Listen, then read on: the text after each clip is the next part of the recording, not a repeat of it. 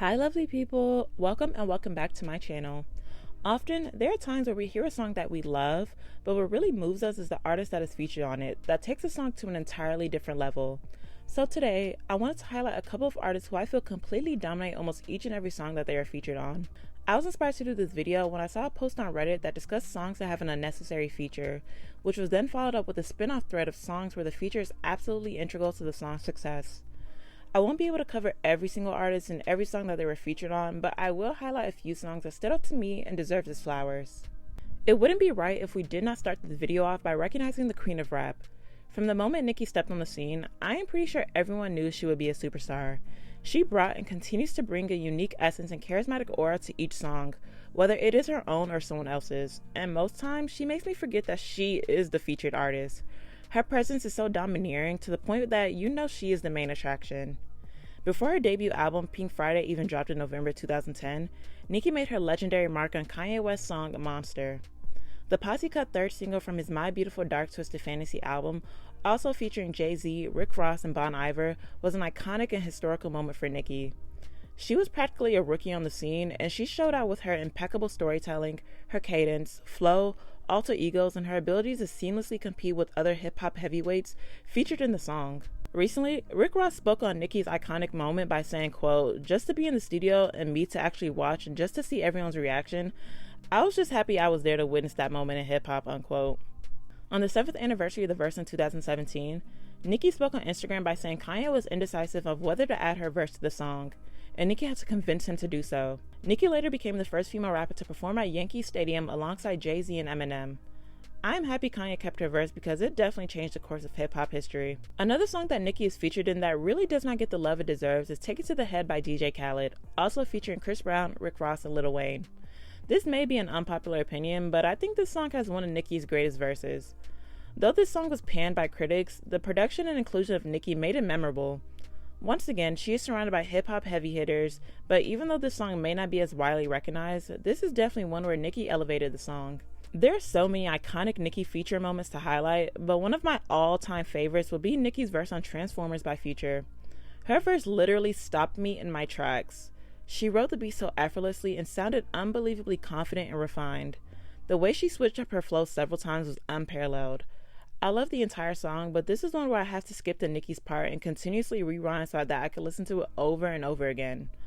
Also, this song hilariously reminds me of the Nicki Stop My Bag merch that she released in 2018, which was peak pettiness. I saw this one tweet one time that said, "I wonder if Justin Timberlake thinks about how Beyoncé ate him up on his own song," because she really did. From the very first time I heard the duet Until the End of Time by Justin Timberlake and Beyoncé, there was just no way I would listen to the original version with just Justin again. No knock to Justin, but Beyoncé took this song to unreal heights for no reason. For people that try to underestimate Beyoncé's vocal ability by categorizing her as just a performer, this is one of the songs I would encourage them to listen to. Her runs and sultry deep voice is just so captivating on ballads like this, and it really showcases the versatility she has in her voice that may not be as noticeable in her own songs. Love in This Club Part 2 is another underrated classic that deserved better. For whatever reason, we do not have a video nor a live performance of Usher and Beyoncé performing this song, and I feel like that is a true injustice. Allegedly, Carrie Hilson was supposed to be featured on this song in which she helped co-write, but after B heard the song, Usher decided to add B's vocals instead. Either way, Beyoncé did what had to be done, and the addition of B is why this is one of my favorite songs of all time. Aside from that, I don't know how you guys feel about Beyoncé's rapping abilities, but I like when she gets in her rapping bag. She doesn't do too much to the point where it sounds cringy, but just enough where it is tolerable to listen to. When B hopped on Megan Thee Stallion's Savage remix in 2020, I thought it was fake news and too good to be true, but it was just what we needed given how chaotic the year 2020 was. Beyoncé did what she does best and added her magical touch to the song by showing us that she is definitely a singer who can also rap. I loved how they completely remixed the song by rearranging it and adding in ad-libs and her beautiful harmonies all throughout. Beyoncé's addition made me want to listen to the entire song and not just her verse. I also loved how she added it to her setlist for the Renaissance World Tour and how she was able to bring out Megan during night one of her stop in Houston. Truly an iconic moment. From one child of destiny to the other, Kelly Rowland is criminally underrated. We can make an entirely separate video of how and why her solo career is not as big as it should be, but for now, I want to give her her flowers for how gracefully she floats on every single song she's featured in. Like this one person said, Kelly Rowland is still slept on, hated on, whatever y'all choose to title it. She could dig in any bag, a group bag, a feature bag, an international bag. The options are endless. Outside of the number one hit Dilemma, of course, Say Yes by Michelle Williams was a phenomenal and uplifting reunion track from the trio. But the standout to me was Kelly. Her graceful entrance to her verse is truly beautiful and felt so palpable. I felt every single word she sang, and it just reminded me why I feel like she has one of the best voices in the industry. Her voice is so smooth and rich like honey, and it has only gotten better as the years have progressed. 2011 was a huge year for Kelly. With the release of her album Here I Am, she gave the girls hits such as Commander, Lay It On Me, and Motivation, but the song that went number one on my iPod at the time was Boo Thang by Verse Simmons featuring Kelly. The entire song is a complete banger in my opinion, but I could not imagine any other female presence other than Kelly. I feel like the song was crafted just for her and her sound, because she not only looked incredible in the video, but she sounded like an absolute goddess in the song. More recently, Kelly dropped by to remind us again of her incredible artistry as she was featured in the remix to Ira Starr's Bloody Samaritan. For Kelly's almost 1 minute long verse, my jaw was dropped. The chills I developed from Kelly's intro to her outro was something I've never felt for any other song or artist.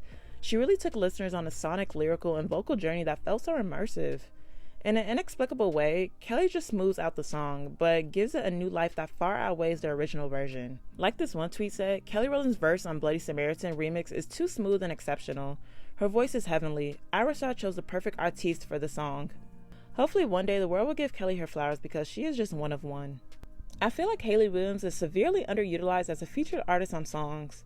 As a member and lead singer for the band Paramore, she has definitely made her mark in the industry. But ever since the smash hit Airplanes by B.O.B. featuring Hayley was released in 2010, it has been a rotation ever since. I saw this one comment on Reddit describing the history of the song in which the person said, "This song originally belonged to Lupe Fiasco. Apparently, Hayley Williams really wanted to work with Lupe, so he sent her the track to record for Lasers. And then later on, B.O.B. was brought on to provide a guest verse. But meanwhile, Craig Cowman negotiated a secret deal behind Lupe's back, where he said that Lupe agreed to give up 85% of his publishing rights to one of Craig's producers. So because Lupe was screwed out of getting any money for the song, he just let B.O.B. have it. This is my first time hearing about the origin of this song, but whether it is true or not, it was a fantastic decision to bring Hayley onto Airplanes because the emotion she evoked in the chorus felt so authentic that still hits to this day. In the last 1 to 2 years, some people have likened Cardi B's feature run to Lil Wayne's unrivaled dominant feature run in 2007.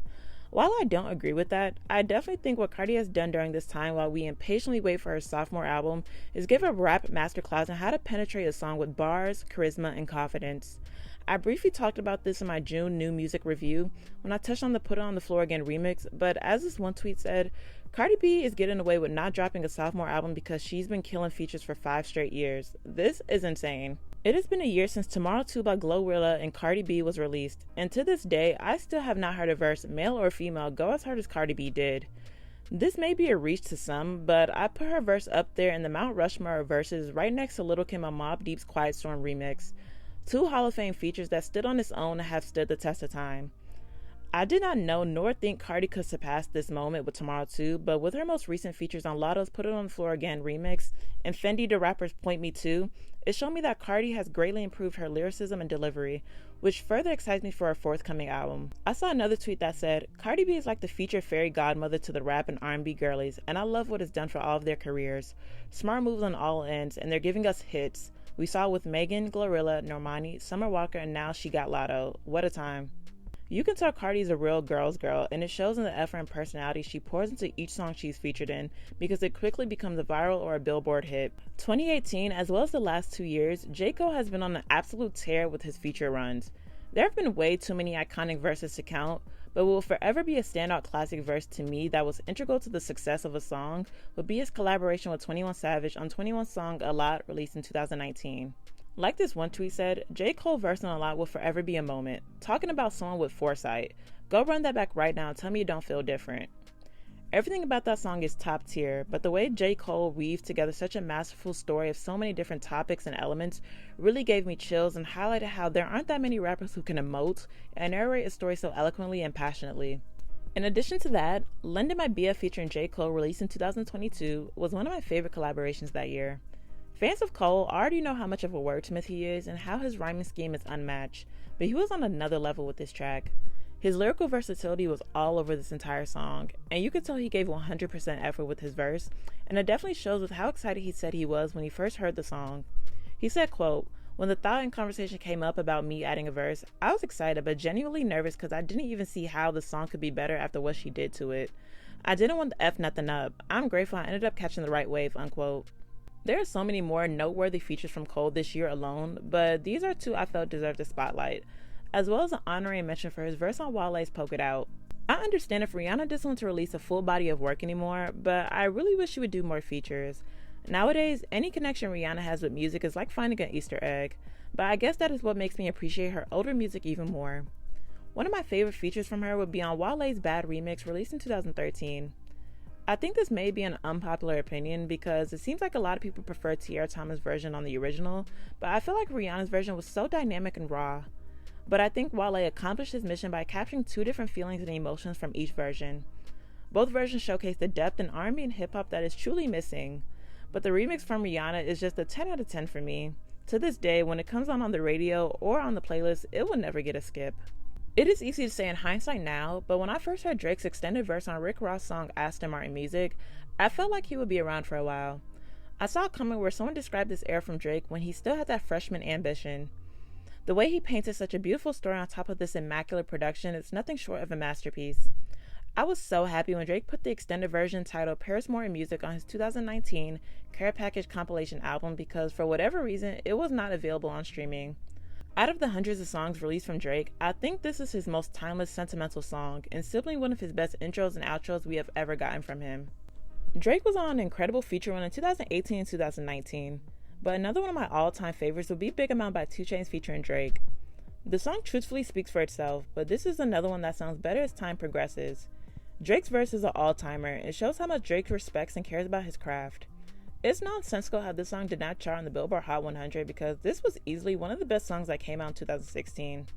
As this one Redditor commented about the song, I agreed that a better Drake feature does not exist, and that's not something I'm saying lightly.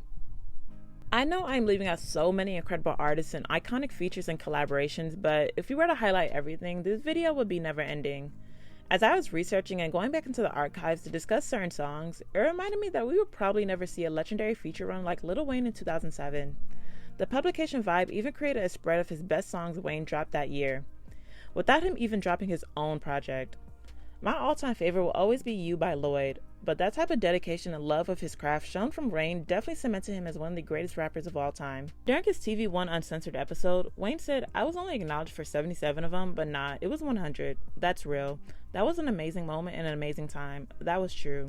I remember being able to get in my car and turn the radio on, and I don't care if I got the station wrong, I could have switched to a pop station by mistake, and I'm still on the radio." Additionally, I wanted to highlight a few honorary mentions of other features that elevated songs, such as The Weeknd on Ariana Grande's Love Me Harder, Kesha on Flo Rida's Right Round and Pitbull's Timber, Ty Dolla $ign on SZA's Hit Different and Kehlani's Nights Like This, as well as Charlie XCX on Iggy Azalea's Fancy. Let me know in the comments what you guys think of any of the songs I mentioned, and please comment down below some other songs where you feel like the feature elevated the song or was integral to the song's success. Thank you all for watching. If you enjoyed this video, please be sure to like, comment, and subscribe, and I'll see you next time.